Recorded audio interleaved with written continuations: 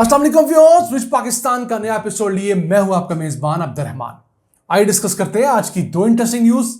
पाकिस्तान में जेर तामीर दूसरे बड़े डैम मोहम्मद के लिए हमारे अरब दोस्तों ने फंड्स हमें दे दिए हैं। एक बड़ी डेवलपमेंट है। इस डैम की तामीर के लिए हमें जो डॉलर्स में रकम चाहिए थी, तकरीबन 600 मिलियन डॉलर, जिससे हमने टर्बाइंस खरीदनी थी और मशीनरी खरीदनी थी, वो सारी की सारी हमारे अरब ममालिक के दोस्तों ने हमें आसान शराइत पर कर्जे देकर मुहैया कर दी है। अब इस डैम ने अगले साल दिसंबर में मुकम्मल होना है। इस अहम डेवलपमेंट को आपसे डिस्कस करेंगे।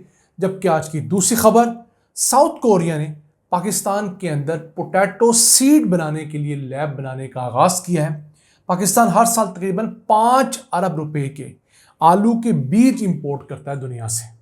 अगर किसी वजह से वो बीज पाकिस्तान ना आ सकें तो पाकिस्तान में आलू की फसल ना हो और हमारा खरबों रुपए का नुकसान हो।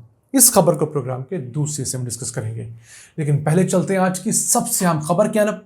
पाकिस्तान में जेर तामीर दूसरे बड़े डैम मोहम्मद के लिए हमारे अरब दोस्तों ने तमाम फंड्स अरेंज कर दिए हैं।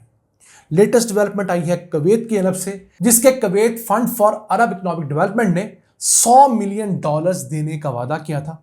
उनमें से पहले फेज के अंदर 24 मिलियन डॉलर्स देने का मुआहदा साइन हुआ है। इससे पहले इसी डैम की तामीर के लिए ओपेक का जो फंड है उसके तहत 73 मिलियन डॉलर्स का मुआहदा हो चुका है। सऊदी डेवलपमेंट बैंक जो है उसके लिए 240 मिलियन डॉलर्स का मुआहदा हो गया है। फिर इस्लामिक डेवलपमेंट बैंक से 183 मिलियन डॉलर्स का मुआहदा हुआ है।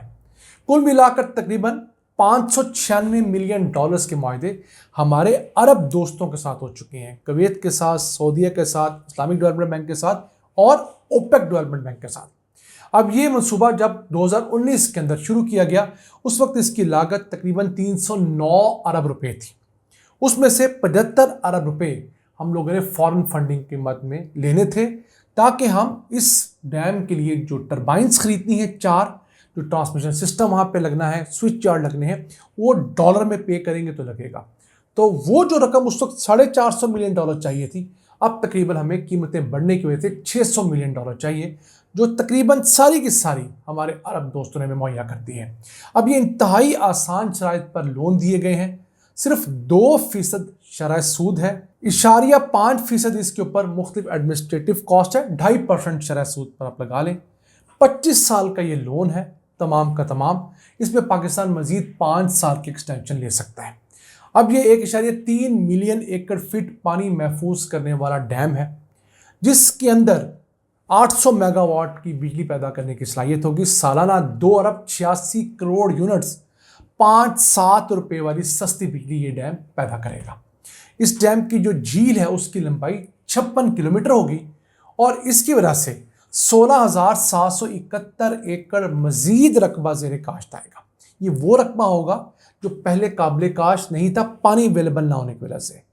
इसके साथ साथ इस डैम में मौजूद पानी की वजह से कोई 10 लाख एकड़ रकबे को इजाफी पानी मिलेगा। ऐसा रकबा जो फिलहाल काबिल काश्त है, पानी वहाँ पर पूरा नहीं पहुँचता, कम पहुँचता है, तो वहाँ पर इजाफी पानी यहाँ पर पहुँच सकेगा। इसके साथ साथ इस डैम से पेशावर की वैली के अंदर जो पानी की ज़रूरियात हैं वो बहुत हद तक पूरी की जा सकेंगी और इस डैम की वजह से पाकिस्तान को हर साल 232 मिलियन डॉलर्स का फ़ायदा होगा। अगर उसको रुपयों में कन्वर्ट करें तो तकरीबन 65 अरब रुपए सालाना इस डैम की वजह से पाकिस्तान को फ़ायदा होगा।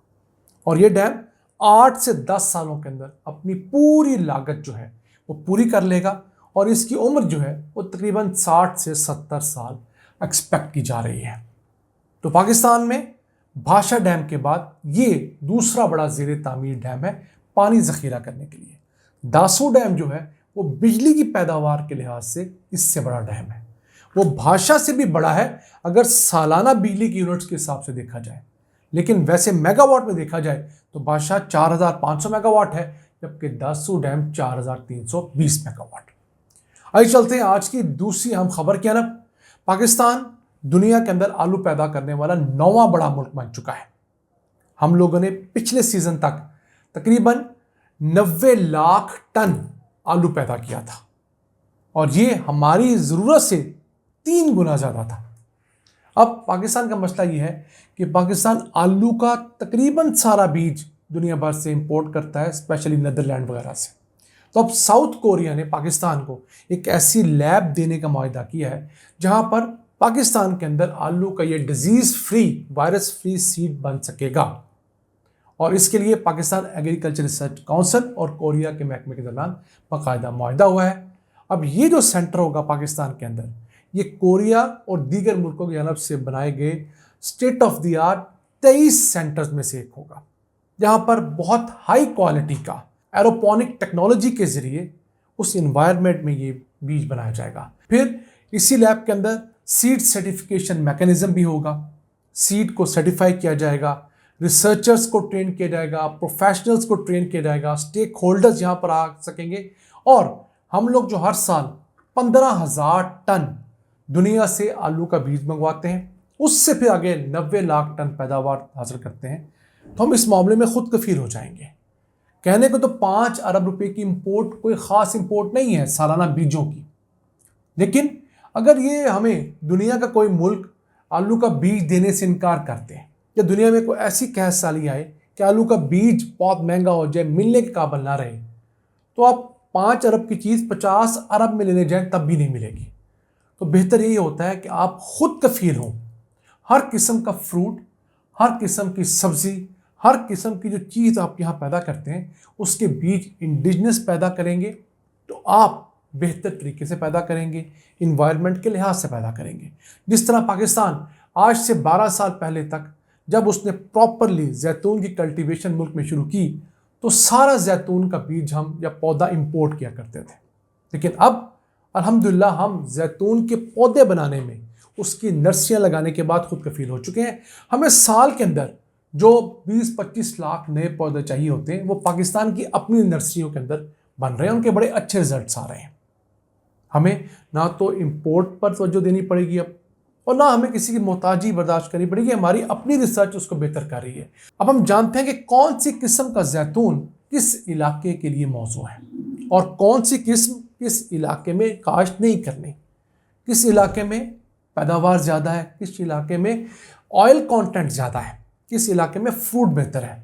तो ये तमाम चीज़ें वो हैं जिसके ज़रिए पाकिस्तान अपने कदमों पे खड़ा हो सकता है। इस मुल्क के अंदर, इस मट्टी में अल्लाह ताला ने कायनात की हर नेमत दी है। अगर किसी चीज़ की कमी है तो हमारी अपनी नीयतों की है। जिस दिन हम लोगों ने अपनी नीयतें ठीक कर ली, अपने कदमों पे खड़े होने का ठान लिया, यकीन कीजिए हम दुनिया के सफ़े अव्वल के ममालिक में शुमार किए जाएंगे। नाज़रीन, ये था आज का एपिसोड। हमें उम्मीद है आपको पसंद आया होगा। अपनी सजेशंस, अपनी आराज़ से हमें आगाह रखा करें। अपने मेज़बान अब्दुल रहमान को इजाज़त दीजिए। अल्लाह निगहबान।